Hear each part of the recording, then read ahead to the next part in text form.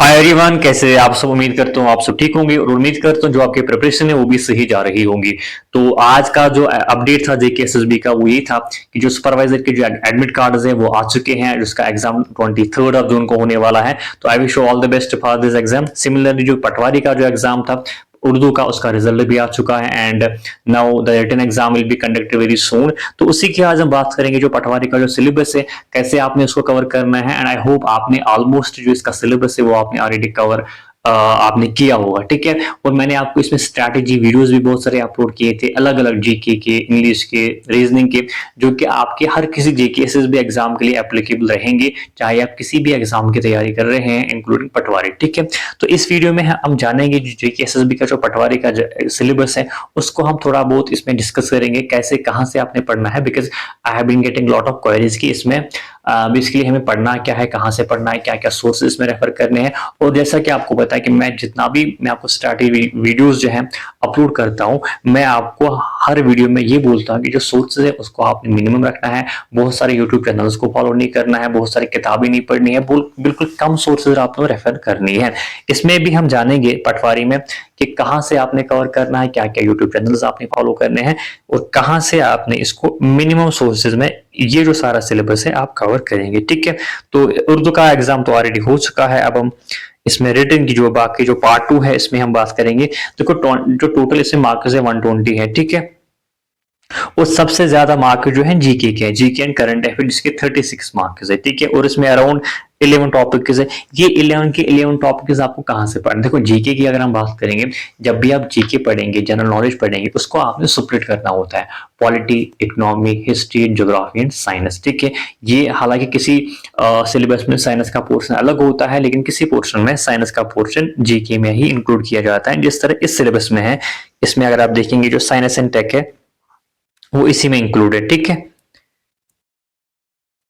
तो ये आपको ऐसे स्प्लिट करना होता है, ठीक है। अब इसमें 11 टॉपिक है, 11 के 11 टॉपिक आपको कहां से पढ़ने वो मैं आपको इस वीडियो में बताऊंगा, ठीक है।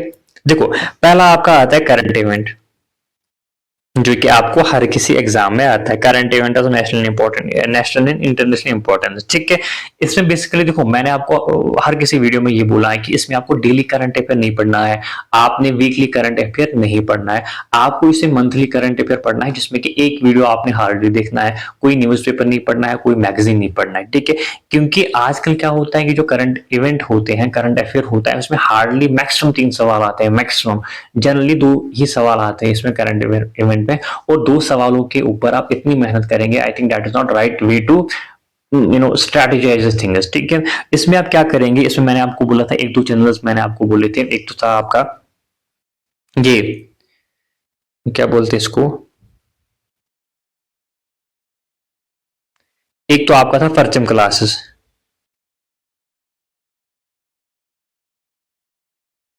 ये चैनल मैंने आपको बोला था, इसमें 6 वीडियोस वो हर मंथ अपलोड करते हैं और हर किसी एक वीडियो की ड्यूरेशन अराउंड 1 घंटा होती है। तो अगर इसमें जो 6 वीडियोस होते हैं वो टॉपिक वाइज होते हैं, साइंस एंड टेक का अलग एक वीडियो होता है, सपोर्ट्स का अलग वीडियो होता है, नेशनल इंटरनेशनल जो जितने भी न्यूज है उनका अलग होता है, इंडिसेस जो होते हैं, ठीक है, रैंक जिसको हम बोलते हैं कि इंडिया की इस वाले फील्ड में क्या रैंक है उसका अलग वीडियो होता है, जो स्टेट न्यूज होती है उसका अलग वीडियो होता है। तो अराउंड 6 वीडियोस होते हैं, अगर आप वो 6 वीडियोस देखेंगे तो आपका काम हो जाएगा, वो मोर देन इनफ है, ठीक है। उसी में से हर कोई सवाल आपको निकलेगा। ये तो हुआ एक सोर्स, ठीक है। दूसरा सोर्स मैंने आपको बोला था current affair updated, current affair updated, ये भी एक चैनल है, ये भी हर महीने एक वीडियो अपलोड करते हैं, ठीक है, 1 वीडियो। और हर किसी वीडियो की ड्यूरेशन अराउंड 45 मिनट्स होते हैं। और ये इन्हीं 45 मिनट्स में हर कोई टॉपिक डिस्कस करते हैं, टॉपिक वाइज इसमें भी होता है, लेकिन एक ही वीडियो में कवर करते हैं। पर जब क्लास का थोड़ा डिटेल में होता है, वो एक टॉपिक को एक वीडियो में कवर करते हैं, लेकिन ये हर किसी टॉपिक को एक ही वीडियो में कवर करते हैं।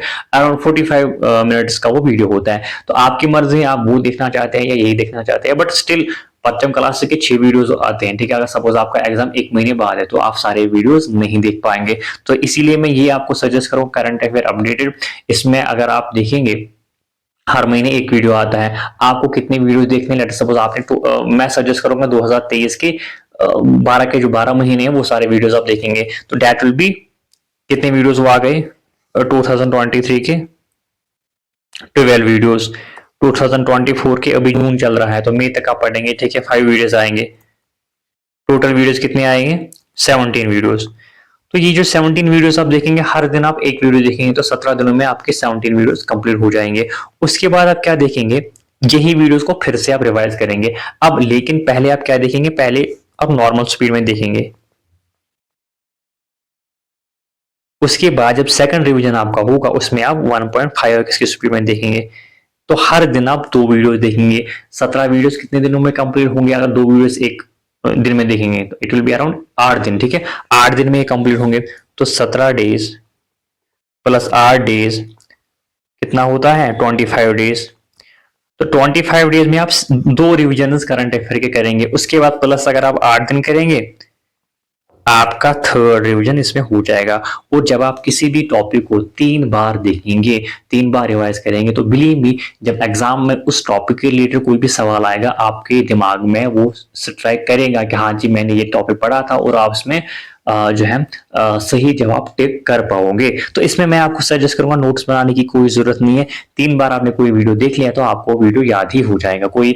और पहला आप नॉर्मल स्पीड में देखेंगे, उसके बाद 1.5x की स्पीड में। हाँ, इफ यू आर कंफर्टेबल आप पहले से 1.5x की स्पीड में देख सकते हैं। इससे आपका जो है 3-4 बार रिवाइज होगा, ठीक है। ये इसमें स्ट्रैटेजी होनी चाहिए, कोई नोट्स आपको नहीं बनाने इसमें। Then sinus and tech. देखो साइनस एंड टेक में क्या होता है कि ये बेसिकली करंट अफेयर से ही कोई ना कोई सवाल इसमें आएगा। एक दो चीजें होती है, एक होता है जनरल साइंस जिसमें कि आपको फिजिक्स केमिस्ट्री बायोलॉजी पढ़नी पड़ती है। दूसरा होता है साइंस एंड टेक, इसमें जनरली करंट अफेयर से कोई जो है सवाल आता है। और साइंस एंड टेक ये जितने भी मैंने 2 चैनल्स बोले हैं ये अलग से इसको कवर करते हैं। कहने का मतलब है कि वो उसी जो करंट अफेयर अपडेटेड चैनल है वो उसी वीडियो में साइंस एंड टेक से जितने भी करंट अफेयर रिलेटेड न्यूज होती है वो इसमें कवर करता है। सिमिलरली पच्चम क्लासेस भी साइंस एंड टेक पे जो है करंट अफेयर कवर करते हैं, तो ये आपको यही से कवर हो जाएगा। देन यू हैव जो है एनवायरमेंट, इकोलॉजी एंड बायोडाइवर्सिटी। देखो इसमें आपको ना ही उतना ज्यादा पढ़ना है और ना ही उतना कम पढ़ना है, ठीक ठाक पढ़ना है। इसमें जितने भी आपका बेसिक कंसेप्ट है वो आपको कवर करने हैं, बेसिक टर्मिनोलॉजी जो होती है वो आपको कवर करनी है, ठीक ठाक इसमें पढ़ना है, ना ज्यादा पढ़ना है और ना ही कम पढ़ना है, नॉर्मल एक सा पढ़ना है, ठीक है। तो इसमें हम एक्सपेक्ट कर सकते हैं अराउंड 2 सवाल इसमें आएंगे, ठीक है। और ये आप कहां से कर, देखो इसके बहुत सारे सोर्सेज, या तो आप गूगल से डायरेक्ट कर सकते हैं।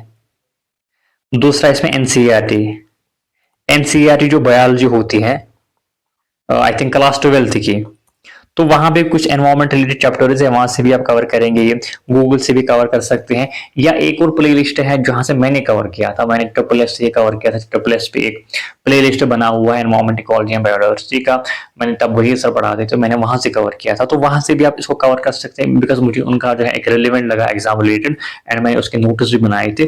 तो वो वहां से आप environment, ecology and biodiversity 2-3 source, Google जहां से आपको मर्जी है, एनसीईआरटी से पढ़ सकते हैं, गूगल से पढ़ सकते हैं, या यूट्यूब से भी आप इसको कवर कर सकते हैं। मैंने ट्रिपल एस से कवर किया था, आप अपना देखिए जहां से भी आपको समझ आता है आप वहां से इसको कवर कर सकते हैं, ठीक है।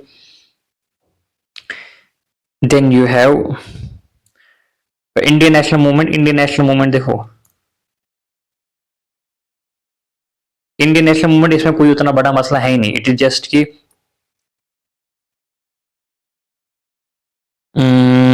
इंडियन नेशनल मूवमेंट में वो मॉडर्न हिस्ट्री आता है ना, मॉडर्न हिस्ट्री आती है, तो इसमें कोई उतना बड़ा मसला है नहीं। ये आपको जो भी स्टैंडर्ड बुक आप पढ़ रहे हैं, चाहे ल्यूसन या कोई और बुक, वहां से ही कवर हो जाएगा। Political and physical division of Indian world, ये ज्योग्राफी का पार्ट है। जो भी आप स्टैंडर्ड बुक पढ़ रहे हैं ल्यूसन या कोई और, वहां से ही बिल्कुल दिया हुआ है, वहां से इसको कवर करेंगे। इंडियन इकोनॉमी, ये भी इकोनॉमी का पार्ट, मतलब इकोनॉमी है। जो भी आप स्टैंडर्ड बुक पढ़ रहे हैं ल्यूसन या कोई और बुक, वहां पे दिया हुआ है इंडियन इकोनॉमी। इसमें जनरली आप जीडीपी पढ़ते हैं, ठीक है। देन में physical policy, monetary policy, inflation, RBI and other banks, वो चीजें काफी इंपॉर्टेंट टॉपिक है। तो इन्हीं से घुमा फिरा के सवाल इसमें पूछे जाते हैं। देन में इंडियन कल्चर एंड हेरिटेज, ठीक है। इंडियन कल्चर एंड हेरिटेज, इसमें क्या है, आपको डांसेस पढ़ने हैं, म्यूजिक पढ़ना है, टेम्पल्स पढ़ने हैं, पेंटिंग्स पढ़नी है, ठीक है। एंड बस यही चीज आप इसमें पढ़ने हैं। और ये कहाँ से आपको कवर होगा, या तो आप लूसेंट या किसी और स्टैंडर्ड बुक से भी ये कवर होगा, वहां पे भी दिया हुआ है। दूसरा, मैंने पच्चम क्लासेस से ये उनका भी एक प्ले लिस्ट बना हुआ है कल्चर एंड हेरिटेज पे, तो मैंने वहां से कवर किया था। उसके बाकायदा नोट्स मैंने बनाए थे, आप भी वहां से पढ़ सकते हैं और उसके नोट्स बना सकते हैं। Then we have climate and geography, geography का एक पार्ट है जहां से आप ज्योग्राफी कवर कर रहे हैं, ये वही का हिस्सा है, वहां से आप इसको कवर करेंगे। ट्रांसपोर्ट एंड कम्युनिकेशन, ये भी ज्योग्राफी का एक पार्ट है, जहां से भी आप ज्योग्राफी कवर कर रहे हैं वहीं पे ये टॉपिक दिया हुआ होगा। इसमें जनरली आपके सी पोर्ट्स आते हैं, आपके जो है रेलवे स्टेशन आते हैं, आपके जो है एयरपोर्ट्स आते हैं। और मैं आपको ये भी बता दूं कि जो भी आप स्टैटिक टॉपिक पढ़ रहे हैं, उससे जो भी करंट अफेयर रिलेटेड कोई न्यूज आती है वो आपको इंपॉर्टेंट बनती है। सब ट्रांसपोर्ट एंड कम्युनिकेशन आपके सिलेबस में दिया हुआ है। अब इसमें सी पोर्ट्स आता है, रेलवे स्टेशन आता है। अब रेलवे स्टेशन में जो भी करंट अफेयर कोई न्यूज वो इंपॉर्टेंट बन जाती है, वो आपको कवर करनी ही करनी है। वो जहां से मैंने आपको करंट जो अफेयर का एक सोर्स बोला था, वहां से इजीली कवर होगा, ठीक है। देन वी डेमोग्राफी, ये भी ज्योग्राफी का पार्ट है, कहीं जहां से आप ज्योग्राफी कवर कर रहे हैं ये वहीं से कवर होगा। देन में इंपॉर्टेंट रिवर्स एंड लेक्स, काफी इंपॉर्टेंट टॉपिक है। दैट इज द रीजन ये सिलेबस में भी अलग से दिया हुआ है और मैंने भी इसको अलग से पढ़ा हुआ है। मैंने कभी भी, हालांकि ज्योग्राफी का पार्ट है लेकिन मैंने इसको ज्योग्राफी से हट के पढ़ा है, ठीक है। मैंने इसका अलग ही नोट्स बनाए थे। और कहाँ से पढ़ा था, पटना क्लासेस से पढ़ा था। उन्होंने भी इसको अच्छे से पढ़ाया हुआ, जितने भी इंपॉर्टेंट लेक्स हैं स्टेट वाइज, जितने भी इंपॉर्टेंट रिवर्स हैं स्टेट वाइज उन्हें कवर किया हुआ है, मैंने वहीं से इसको कवर किया था। तो काफी इंपॉर्टेंट टॉपिक ये भी बन जाता है। तो ये जो है, ये सबसे इंपॉर्टेंट ये जो था 36 मार्क्स का, वो हमने कवर किया। वो आपको कहां से पढ़ना है वो मैंने आपको बोल दिया, ठीक है। Then we have next general knowledge with special reference JK. देखो इसमें मैं जो, अगर मैं अपनी बात करूं, मैंने जोहर मीर बुक से पढ़ा, जोहर मीर बुक से पढ़ा था। और जितने भी सिविल सर्विस एस्पिरेंट्स हैं, जितने भी जेके एसएसबी एस्पिरेंट्स हैं, हर कोई यही बुक रिकमेंड करता है, जोहर मीर की बुक। क्योंकि मुझे लगा कि जितने भी सवाल एग्जाम में आ चुके थे वो उसी बुक में कहीं ना कहीं इंक्लूड थे, उसी बुक में से थी, ठीक है। बट चूंकि उसका अभी कोई लेटेस्ट एडिशन नहीं आ चुका है and lot of things are going on everyday base, ठीक है, तो उसका कोई लेटेस्ट एडिशन नहीं आ चुका है। दैट इज द रीजन अभी जो सबसे ट्रेंडिंग पे जो बुक है वो है राकेश शर्मा की बुक, जिसमें कि 2 वॉल्यूम्स आते हैं,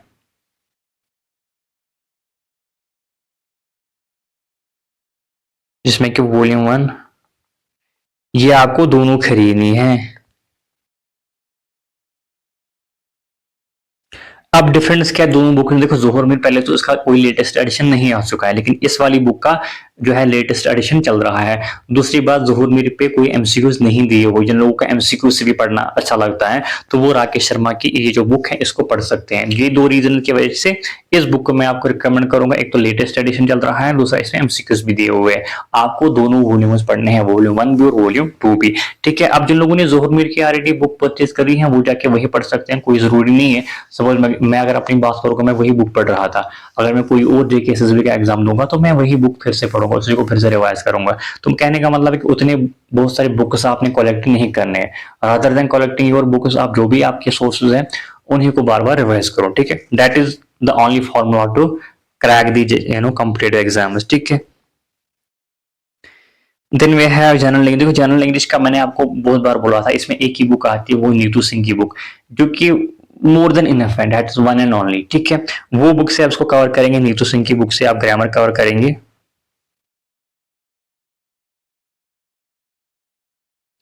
ग्रामर, और कहीं से आपको इसको पढ़ने की जरूरत नहीं। एक ही बुक में एक ही बुक लाओ, एक ही बार लाओ और बार बार उसको पढ़ो, कोई और बुक से इसको पढ़ने की जरूरत नहीं है। देन वी हैव वोकैब के लिए मैं आपको बोलूंगा ब्लैक बुक, ब्लैक बुक भी अल्टीमेट है, ठीक है। ये अगर आपने पढ़ा, इसमें 2-3 बार आपने रिवाइज करा, आपको फिर वोकैब में कहीं भी कोई प्रॉब्लम नहीं आएगी। चाहे आप एसएससी की तैयारी कर रहे हो, बैंकिंग की तैयारी कर रहे हो या जेके एसएसबी की तैयारी कर रहे हो, कोई भी एग्जाम आप दे रहे हैं, तो आप अगर आप इस बुक को पढ़ेंगे नीतू सिंह ग्रामर के लिए और ब्लैक बुक वोकैब के लिए, फिर आपको कहीं पे भी इंग्लिश में कोई प्रॉब्लम नहीं आएगी। और ब्लैक बुक का इंपॉर्टेंट अनाउंसमेंट ये है कि इसका लेटेस्ट एडिशन आ चुका है 2024 का, जो कि उसकी लिंक मैंने टेलीग्राम ग्रुप में भी शेयर करी थी, जिन लोगों ने वो परचेज करी थी, ठीक है। जिन लोगों ने नहीं करी थी, मैं उसकी लिंक फिर से शेयर करूंगा वीडियो के डिस्क्रिप्शन बॉक्स में, तो वो जाके वहां से खरीद सकते हैं। ये 2 बुक इनफ है ग्रामर के लिए और वोकैब के लिए, और पूरा इंग्लिश इसमें कवर होता है। अब जिन लोगों के बुक से समझ नहीं आता वो यूट्यूब से पढ़ सकते हैं, रानी मैम से, ठीक है। उनका भी एक प्लेलिस्ट बना हुआ है जो मैं शेयर कर दूं है। ये जितने भी बुक्स मैंने आपको बोले हैं, जितने भी प्लेलिस्ट, जितने भी यूट्यूब चैनल्स बोले हैं, डिस्क्रिप्शन बॉक्स में शेयर कर दूंगा इनके लिंक्स, और टेलीग्राम जो चैनल है उसमें भी शेयर कर दूंगा। जिन लोगों ने टेलीग्राम चैनल नहीं ज्वाइन करी है वो जाके ज्वाइन कर सकते हैं। बस यही इंग्लिश के लिए बस इतना ही काफी है। देन में कंप्यूटर जो है अवेयरनेस नॉलेज ऑफ कंप्यूटर, इसके लिए भी एक ही बुक अल्टीमेट है, वो है रिहान के कंप्यूटर अवेयरनेस जो बुक आती है वो अल्टीमेट है। इसके बगैर आपको कोई और सोर्स से इसको पढ़ने की जरूरत नहीं है। वहां पे आपको अराउंड 15 टॉपिक्स हैं, 15 टॉपिक्स में है, वो आपको 15 के 15 टॉपिक्स ही पढ़ने हैं, काफी इंपॉर्टेंट है। और एक बार नहीं पढ़ने, वो आपको 4 5 6 बार पढ़ने हैं, क्योंकि 15 टू टॉपिक, सपोज आपने एक दिन टॉपिक पढ़ लिया, दूसरे दिन आपने उसके एमसीक्यूज किए, उसके अराउंड 60 टू 70 एमसीक्यूज है। तो ये दो चीज आप करेंगे, जो टॉपिक है वो आप टॉपिक आपने पढ़ लिया, एमसीक्यूज कर दिया, टॉपिक पढ़ लिया, एमसीक्यूज कर दिया। और ये जो है इसके आप एक महीने में एक बार तो इसको पढ़ ही सकते हैं आप, है ना, एक महीने में एक बार उसको पढ़ सकते हैं। अब सपोज 6 महीने है एग्जाम को, तो आप 6 बार इसको रिवाइज कर सकते हैं। जितना आप इसको रिवाइज करेंगे उतना आपके लिए इंपॉर्टेंट है, उतना आपके लिए अच्छी बात है। क्योंकि एक बार में ये आपको, अगर आपने इसको एक बार पढ़ा और फिर आपने बोला कि एग्जाम में तो कोई सवाल आया ही नहीं इससे, तो वो आपका फॉल्ट है ना। तो जब भी आप कोई बुक पढ़ेंगे उसको आपने बार बार रिवाइज करना है। सपोज ब्लैक बुक मैंने आपको बोला, ब्लैक बुक आपको एक बार याद नहीं होगा, आपको ब्लैक बुक 4 बार 5 बार पढ़ने, तब जाके वो वर्ड्स आपको याद रहेंगे। सिमिलरली यहाँ पे भी आपको कंप्यूटर एक बार याद नहीं रहेगा, अगर आपने एक बार उसको पढ़ लिया तो वो वेस्ट होगा। आपने उसको 3 बार 4 बार 5 बार पढ़ना है, तब जाके आपको टॉपिक्स भी याद होंगे, कंसेप्ट्स भी याद होंगे, और ये जो एमसीक्यूज है ये भी आपको याद होंगे। तो इसके लिए एक बुक है, कोई और से आपको इसको पढ़ना नहीं चाहिए, ठीक है। तो लास्ट में आपका है मेंटल एबिलिटी एंड रीजनिंग, जो कि ओबियसली इसको हम रीजनिंग बोलते हैं, ठीक है। ये आप कहां से कवर करेंगे, देखो इसके लिए बुक भी है और यूट्यूब चैनल्स भी है। जनरली ये जो रीजनिंग है, मैथ है, जनरली आपको वीडियो से ही समझ आएगा। अब जिन लोगों ने मैथ नहीं पढ़ा है, रीजनिंग नहीं पढ़ी है, उनको बुक से डायरेक्टली समझ आना थोड़ा मुश्किल हो जाता है। अब बुक की अगर मैं बात करूंगा, इसके लिए एक ही बुक आती है जिसमें बेसिक भी दिया हुआ है, जिसमें आपको एमसीक्यूज भी दिए हुए हैं, और जो कि जेकेएसएसबी टाइप के एग्जाम के लिए काफी सफिशिएंट रहती है, वो है आर.एस. अग्रवाल की बुक, ठीक है। मैंने आपको इससे पहले भी जो वीडियोस मैंने अपलोड किए थे स्ट्रैटेजीज के, मैंने आपको उसमें ही बोला था रीजनिंग के लिए सबसे अच्छी बुक है जेकेएसएसबी टाइप के एग्जाम के लिए, वो है आर.एस. अग्रवाल, जिसमें कि आपको बेसिक से समझाया हुआ है हर कोई कंसेप्ट, जितने भी देखो इसमें 8 टॉपिक है, ये सारे के सारे टॉपिक उसमें इंक्लूड है, उसमें दिए हुए हैं, प्लस उसमें एमसीक्यूज है। वो जो एमसीक्यूज है प्रीवियस ईयर सवाल, जो जितने भी एसएससी लेवल के एग्जाम है, बैंकिंग लेवल के एग्जाम है, जिनमें इस टॉपिक से रिलेटेड सवाल आ चुके हैं, उसमें दिए हुए हैं। तो R S. Agarwal one and only एक ही बुक आपको पढ़नी है इसके लिए। अब चूंकि अब अगर आपको समझ नहीं आता है बुक से, आप क्या करेंगे, आप पढ़ेंगे जी इसको यूट्यूब से। यूट्यूब से कहां से इसको कवर करेंगे, जितने भी एसएससी लेवल के टीचर्स हैं जो इस टाइप के जो है टॉपिक उसको पढ़ाते हैं, जिसका भी आपको समझ आता है आप उस टीचर को पकड़ सकते हैं, वहां से आप इसको कवर कर सकते हैं। बट चूंकि वो वीडियोस बहुत लंबे होते हैं, अगर आप एक टॉपिक की बात करें, let us suppose number series की बात करेंगे, इसमें 5-8 वीडियोस होंगे और एक वीडियो 1 घंटे 2 घंटे का होता है। अब चूंकि आपके पास उतना टाइम है ही नहीं कि आप इतने सारे वीडियोस देखोगे फिर नोट्स बनाओगे। अब मैं कोशिश करूंगा इन जितने भी ये टॉपिक्स है इन पे मैं वीडियोस लाऊंगा, नंबर सीरीज में 1-2 वीडियोस लाऊंगा, लेटर सीरीज पे, कोडिंग डिकोडिंग पे, इस पे एमसीक्यूज भी कराऊंगा, इसमें थोड़ा बहुत आपको ट्रेंड भी दिखाऊंगा कैसे इस जो है इस टॉपिक से सवाल आते हैं। लेटर सपोज नंबर सीरीज की बात करेंगे, नंबर सीरीज में आपको किस टाइप के सवाल आते हैं, ठीक है। लेटर सीरीज में किस टाइप के सवाल आते हैं, वो जो टाइप के सवाल है वो हम इसमें डिस्कस करेंगे, वो मैं आपको सिखाऊंगा। इनमें वो सवाल क्या होंगे, वो प्रीवियस जितने भी एग्जाम हो चुके हैं वहां से मैं उनको निकालूंगा और आपके लिए यहाँ पे लाऊंगा, ठीक है। तो ये कुछ चीजें थी जो मैं आपके साथ शेयर करना चाहता था रिलेटेड टू जेकेएसएसबी पटवारी, और ये स्पेसिफिक इसी एग्जाम के लिए है, इसी पोस्ट के लिए है, इसी सिलेबस के लिए है। तो ये जो स्ट्रैटेजी है बिल्कुल, अगर आपके पास 1-2 महीना अभी भी होगा, ठीक है, तो अगर आप आई डोंट नो कब इसका एग्जाम होगा, but still if you will follow this strategy तो आपकी का जो स्कोर है बहुत हद तक बूस्ट हो सकता है, बहुत हद तक मैक्सिमाइज हो सकता है। और आप देखेंगे कहाँ पे आप गलती कर रहे हैं। जो मैंने आपको स्ट्रैटेजी बोली है, now you will match your strategy with mine. आप देखेंगे कहाँ पे आप गलती कर रहे हैं, और जरूरी नहीं कि आप इसी स्ट्रैटेजी को फॉलो करेंगे। ये थोड़ा आपको आइडिया देने के लिए था कि चीजों को कैसे पढ़ते हैं, कहाँ से पढ़ते हैं, कितने सोर्सेज आपको रेफर करने होते हैं। और मैं आपको ये बताता हूँ कि आपको मैक्सिमम सोर्सेज नहीं पढ़ने हैं, आपको मिनिमम से मिनिमम सोर्सेज रखने हैं। कम यूट्यूब चैनल्स को फॉलो करना है, बहुत सारे जो है बुक्स नहीं पढ़ने। बुक्स आपको कलेक्ट करनी ही नहीं है। अगर आपने एक बुक खरीदी है उसी को पढ़ो, बार बार पढ़ो, और कंप्यूटर का रिवीजन करो, वोकैब का रिवीजन करो, ग्रामर का रिवीजन करो, जीके का रिवीजन करो, मैथ्स रीजनिंग पे ज्यादा से ज्यादा प्रैक्टिस करो। ठीक है, reasoning is all about practice. Reasoning में आपने एक बार टॉपिक पढ़ लिया, कंसेप्ट समझ लिया, फिर आपको उससे प्रैक्टिस ही करनी है। एंड सेकंड इंपॉर्टेंट थिंग है कि टेक्स्ट बुक देखो, यहाँ इसके जो मॉक टेस्ट है, इसमें टेक्स्ट बुक पे कुछ मॉक टेस्ट अवेलेबल है, और उस पे देखो दो टाइप के मॉक टेस्ट होते हैं। एक होता है फुल मॉक टेस्ट, ठीक है, फुल मॉक टेस्ट होता है जिसमें कि आपको हर किसी पोर्शन का एक, जिस तरह आपका रियल एग्जाम होता है उसी तरह ये फुल मॉक टेस्ट काम करता है। ठीक है, और इसमें क्या होता है कि आपको लेटेस्ट 120 मार्क्स है, उसमें मॉक टेस्ट में भी 120 मार्क्स होंगे, और हर किसी सब्जेक्ट में इक्वल मार्क डिस्ट्रीब्यूशन होता है जो सिलेबस के हिसाब से होता है। ठीक है, ये मॉक टेस्ट भी कुछ ही आई थिंक 5 मॉक टेस्ट इस पे अवेलेबल होगी टेक्स्ट बुक के। दूसरा उस पे जो है सब्जेक्ट वाइज मॉक टेस्ट होते हैं, ये उसमें बहुत सारे हैं जो सब्जेक्ट वाइज होते हैं। इंग्लिश का अलग मॉक टेस्ट हो गया, जीके का अलग मॉक टेस्ट होते हैं, और वो बहुत उसमें मॉक टेस्ट है एसएससी लेवल के। तो टेक्स्ट बुक पे आप एक, अगर आपके पास एक अभी कितना टाइम होगा, 1 महीना 2 महीना, आप जाएंगे टेक्स्ट बुक पे, वहां पे दो चीजें आप करेंगे। एक फुल टाइप जो मॉक टेस्ट है वो आप देंगे, हफ्ते में एक बार वो देना।